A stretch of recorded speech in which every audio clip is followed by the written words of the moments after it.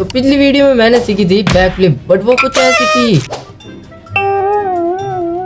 इसीलिए मैं आज वापस बैक फ्लिप नूब से pro and perfect back flip सीखने वाला हूँ, क्योंकि मुझे भी cool and attractive back flip सीखनी थी। इसीलिए मैंने इसकी प्रैक्टिस स्टार्ट कर दी और मैं बैक फ्लिप ट्राई भी कर रहा था, बट एवरी टाइम फेल्ड होते जा रहा था एंड बार बार ट्राई करने पर भी बैक फ्लिप में मेरा कोई भी इम्प्रूवमेंट नहीं दिख रहा था। और इसीलिए मैंने खुद से एक मंत्र बोला, आई कैन डू इट। और ये मंत्र मेरे लिए काफी हेल्पफुल भी रहा, क्योंकि मैं बैक फ्लिप बार बार ट्राई कर रहा था, इसीलिए मेरे से बैक फ्लिप ज्यादा पावरफुल होने लगी। फिर मुझे पता चला कि बैक फ्लिप में ज्यादा से ज्यादा हाइट गेन करनी होगी, जिससे कि बैक फ्लिप में लैंडिंग आने के चांसेस ज्यादा हो।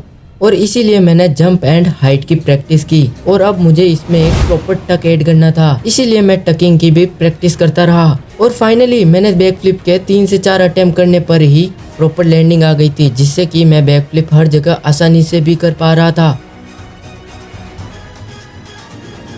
और हर बार बैक फ्लिप में अच्छे से भी कर पा रहा था। और मैंने भी अब बैक फ्लिप में मास्टर कर लिया था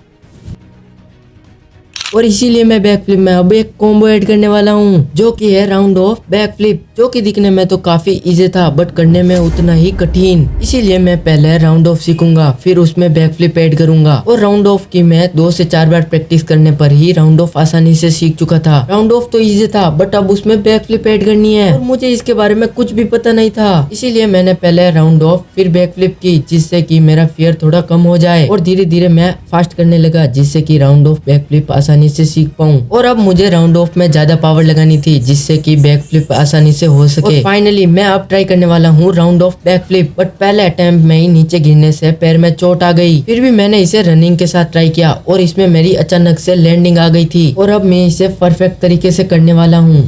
और अब मुझे round of back flip easy लगने लगा और अब मैं इसे हर बार कर पा रहा था। और कमेंट में जरूर बताना नेक्स्ट वीडियो किस पे बनाऊं।